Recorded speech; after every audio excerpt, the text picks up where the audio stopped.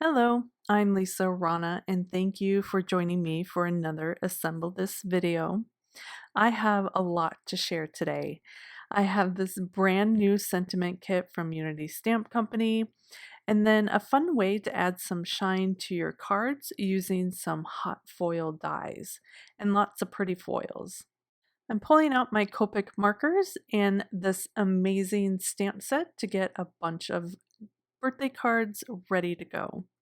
I'm featuring the May 2022 sentiment kit from Unity Stamp Company with all these great birthday images and sentiments to play with. Here are all the Copic markers that I'm going to be using for coloring these images. I did pre-stamp my panels and then a bunch of extra elements as well. I stamped everything on some Nina Solar White 80-pound cardstock with some Copic friendly ink like Gina K Amalgam. And then I just pulled out a bunch of Copic markers in the colors that I really liked. I like these kind of deeper pastel-y colors, so that's what I'm going with. I started out with the pink, which was R20, R21, and R22, and colored in the top of the cake. As you can see, I'm focusing on making the sides of the cake a little bit darker, so I'm adding shadowing there and then keeping it light in the center, just to add a bit of dimension. The bottom of the cake, I like the idea of having an ombre look, so I pulled out a bunch of BG colors and I started with light at the top and then got darker as I went down. And then add a little bit of green candles and flames to the top of that cake.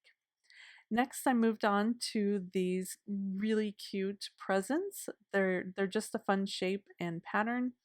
And so I'm using the same colors again in the BG family and just coloring in the stripes on the pattern paper of the wrapping paper. And I'm using yellow as well. So I did the yellow stripes and then now I'm going into the teal color here.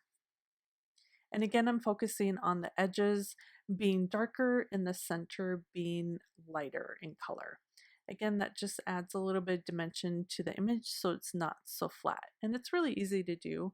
You don't have to really work hard to blend out these colors. The contrast of having that really makes the image pop. And then I'm just going to color in the top of this present with the BG colors. Again, focusing on adding a little bit of shadowing at the bottom and sides of the present. Moving on with, again, using those teal colors for this present. I just love these colors. I thought it would be nice that the set of cards would match.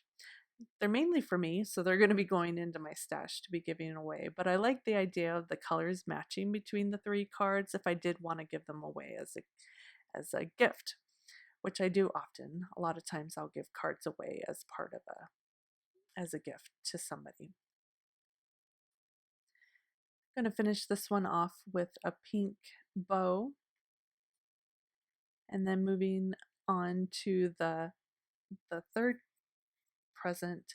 I'm just going to pull in the same colors. I like the idea of keeping these presents just yellow, teal, and pink. And I'm just kind of picking different portions of each present to feature a different color. Like the first one was mainly teal, the second one, the pink really pops, and this third one, I'm pulling in the yellow and the pink to kind of tie everything together. It looks pleasing to the eye when you mix up the colors this way. So super easy. You could even pull out a white gel pen and add even more elements to these little cakes and balloons and presents. That would be fun. And then last, I'm just creating a green balloon just because I really love this green. It just makes me happy. And then the yellow star in the middle. Just really cute. And then now I'm just going to get my scissors and start fussy cutting everything out. I'm not really worried about the extra little elements because these are going to be popped up on my card. And so they're just to kind of create dimension on the panels that I'll be using for the card fronts. Next, let's move on to some hot foiling. I have a bunch of different plates from Spellbinders. I wasn't really sure which ones I wanted to use, so I just pulled out the ones that kind of made me happy. I'm starting with Twinkling Lights, and I'm going to use some rose gold foil. I'm creating a full background using these strips, and I'm starting with one side of my cardstock, and then I'm going to place that into my glimmer machine and let that heat up. I hit the timer once to let that get nice and hot, and then I'll pull it out and then run that through my Big Shot. I did place the shim in here because sometimes I need it, but with Spellbinders plates, I actually don't. So I pulled that shim out and then ran that through my Big Shot.